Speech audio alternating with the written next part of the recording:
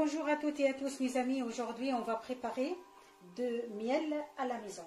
Les ingrédients pour notre recette, alors il faut 1 litre d'eau, 2 kg de sucre, la moitié, un citron et la moitié, je prends une, ça dépend, le citron si elle est grosse, vous pouvez prendre une c'est tout, un peu de miel pour parfumer à la fin, et pour parfumer notre recette, alors il me faut de cannelle, gomme arabique et badiane. Voilà. Et gomme arabique, c'est pas obligation, juste pour parfumer. Et 4 clous de girofle pour parfumer notre recette.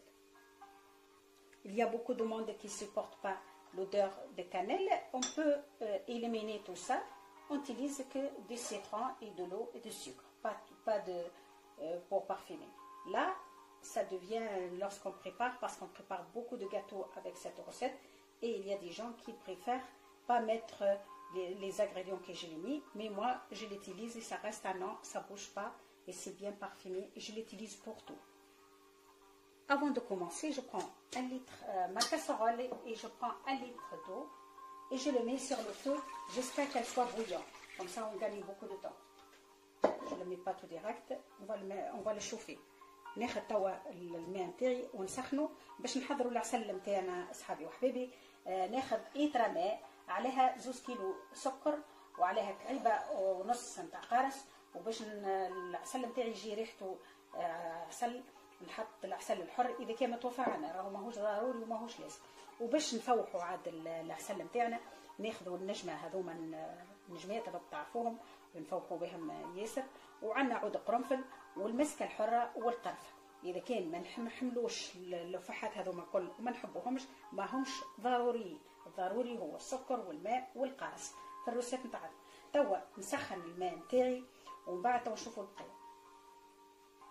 En attendant mes amis, je prends ma cocotte et je prends le sucre. ناخذ الكوكوط نتاعي خاطر مش نحضروا في الكوكوط، ونحط السكر ما بين الماء غلي، لازم الماء يكون غالي باش تربحوا الوقت، سينون تنجموا تحطوا الماء بارد وتعملوا الحساب نتاعكم. نحط السكر توا نتاعي باش تربحوا الوقت وخير، السكر كيف يتحل. ما توجور chauffe l'eau avant de commencer, comme ça je gagne beaucoup de temps. نحط السكر نتاعي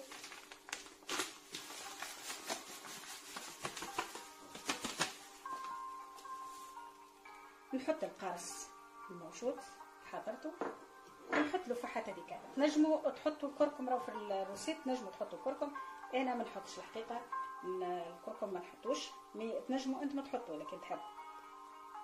نحط القرفه تاعي، قرفه تبان ياسر الروسيت نتاعكم، ونحطوا عود قرنفل، كلو دي جيروف،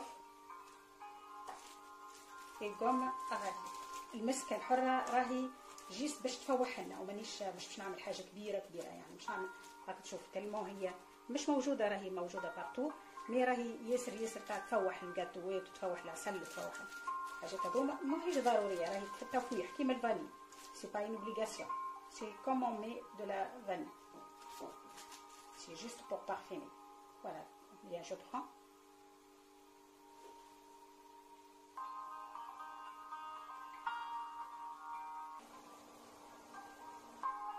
Je mets maintenant l'eau bouillante، نحط الماء السخون توا باش نربح وقت كبير باش ما نتعطلش.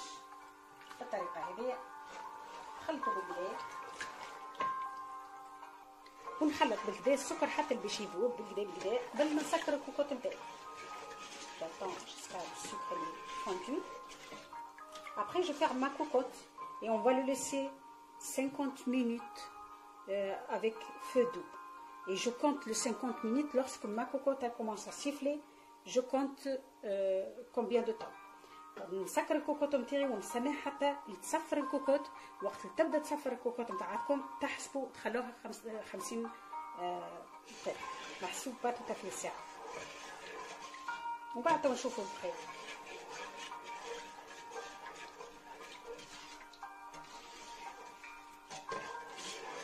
حطوا توا على النار باش نسكر الكوكوط نتاعي كيما قلت لكم، تحسبوا الوقت عنده ضوء 50 مينوت Dès que votre cocotte, elle siffle, vous comptez.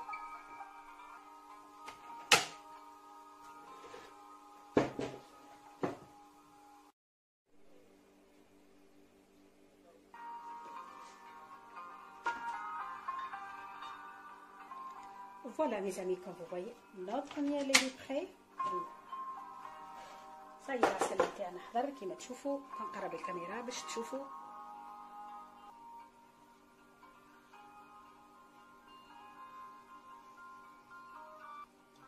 Voilà, comme vous voyez, le miel est prêt. Est-ce que vous voyez les tranches de citron, cette couleur, c'est-à-dire il est bien cuit. On l'a mis 50 minutes avec feu doux, je précise. Il ne faut pas trop, il faut feu doux pour que le miel qui soit bien cuit tranquillement. يلزمكم على نار متوسطة، ما تكونش قوية برشا باش العسل نتاعك يمثل في عقله ما يتحرقش. ماهوش نحطو 50 مينوت على نار قوية ومن بعد العسل يولي لكم كراميل، ماهوش عسل.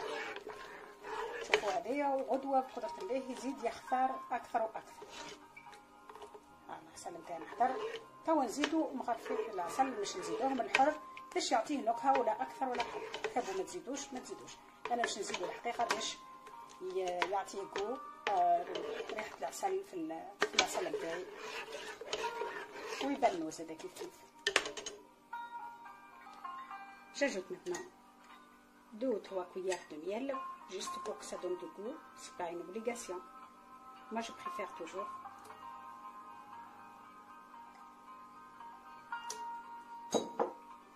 والعسل نتاعكم ما تخبوشوا وما تحطوش عليه الا ما يبرد باش ما يصوفش، راهو يبقى بالعام. العسل ينجم يبقى لكم عام كامل. On attend qu'il est froid et après on le met dans du bocal et on le conserve longtemps. نجمو نخلوه العسل مدة كبيرة، وقت حشتنا ونبدو ترانكيل.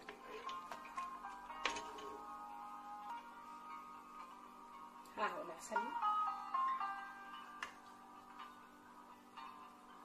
نستنوه حتى يبرد ومن بعد نعبوه في البيبيزة وما نغطوش الا ما يبرد كومبليتمون.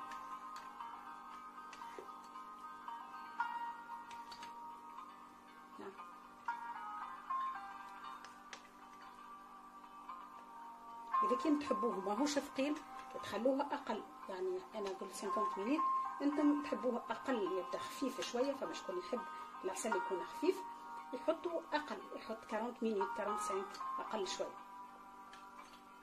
Si vous voulez qu'il ne soit pas trop épais, vous le mettez 45 minutes, 40 minutes. Moi, je le préfère toujours comme ça. Je prépare mes gâteaux avec cette miel que je le prépare souvent. Il y a beaucoup de méthodes de préparer de miel à la maison. كيما تشوفوا دي ترونش نتاع القارص كحالو، معناتها راهو العسل طاب كوم يفو بالكدا بالكدا.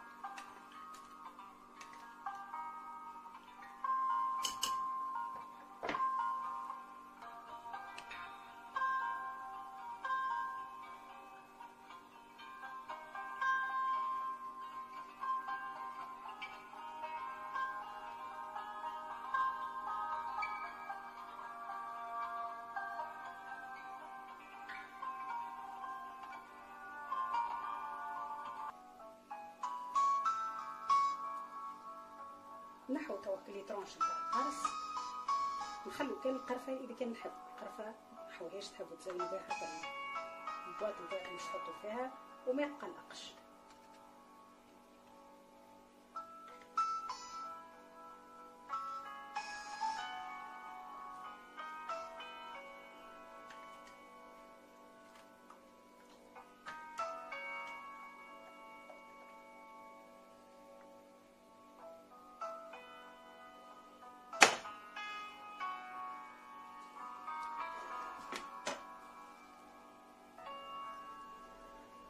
وما نسكرش الدبوزه نتاعي الا ما تكون العسل نتاعي بارد.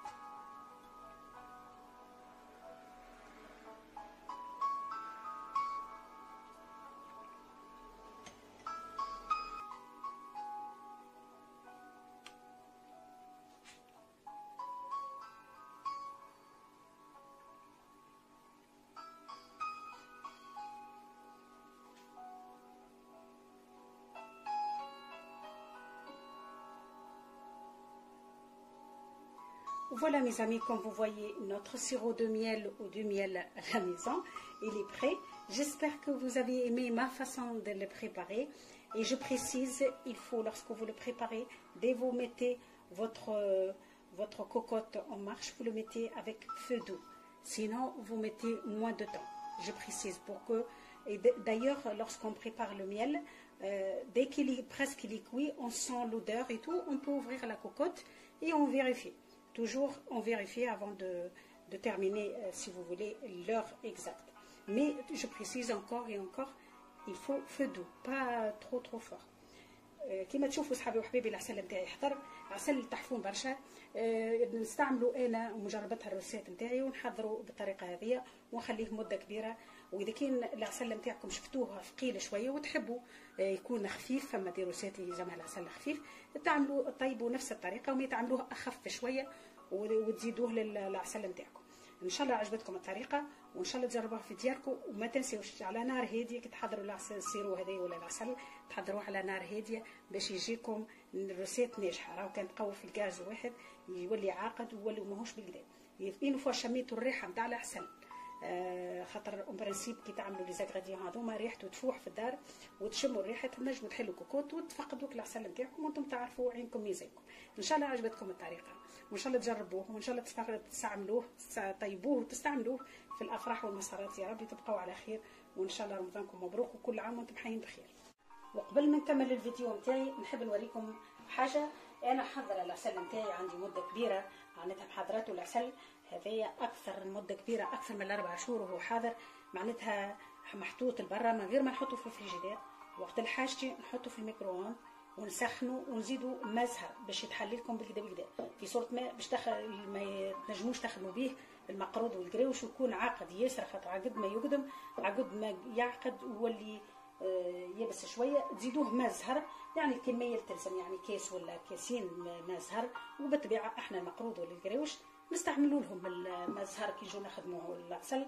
انا وريتكم الطريقه وما هو راهو باش كي نخدموا به المقروض ولا القراوش بطبيعتنا باش نزيدوا الماء زهر. هذه نصيحه في الطياب نتاعو. اذا كان شفتوا الكوكوت وبدا يخرج منها العسل معناتها والريحه فيها ياسر، تحلوا الكوكوت. نعاود لكم مره اخرى تحلوا الكوكوت وتقصوا عليه وانتم تشوفوا بالطريقه هذه عنده مده كبيره. وهذه اعطوني نوريكم بالضبط خاطر هو هذه ليكيد. هاكم تشوفوا ليكيد كيما تشوفوا. وهذه معناها العسل نتاعكم بالطريقه هذه. تزيدوه ماء ورد ولا ماء زهر، الكميه تنجم نفس الكميه تزيدوه ماء زهر وباش يتحل لكم وما لا اغلبيه ديما نحطوا النص. يعني انا مش نزيد الماء بحط اللي تحلي العسل نتاعي ونشوفوا النجم نشحر به. وبطبيعتنا كما قلنا المقروض والقراوش والحكايات اللي نستعملوها هذوما يكون الشخور نتاعنا عاقل. وفوالا mes amis, une fois que vous voyez votre miel ou sirop qu'il est trop épaisse, vous ajoutez l'eau de fleur, vous le mettez au micro-ondes, vous ajoutez la moitié par exemple d'eau de fleur et évidemment lorsqu'on utilise le macro ou le gréouche on utilise de miel trop épaisse. وراهي كعبة القارص عندها دور كبير.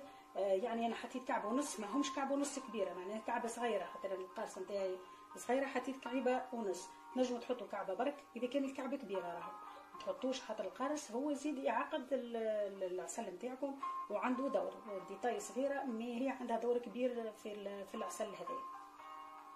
ان شاء الله عجبتكم الطريقة اللي حضرت بها وان شاء الله يا ربي تحضروه في الافراح والمسرات. وما تنسيوش السيرو نتاعكم ولا العسل ما تغطوش وما تسكروش الا ما تكون الدبوزه بارده بكل. ما عندكم خاسرين تحطوها بشوليقه وتخلوها تبرد على روحتها حتى باش تشوفوها بردت وبعد باش تسكروها الدبوزه وتبدوا مرتاحين باش ما يصوفلكمش. ان شاء الله عجبتكم الطريقه وان شاء الله تجربوها في الافراح والمسرات يا ربي.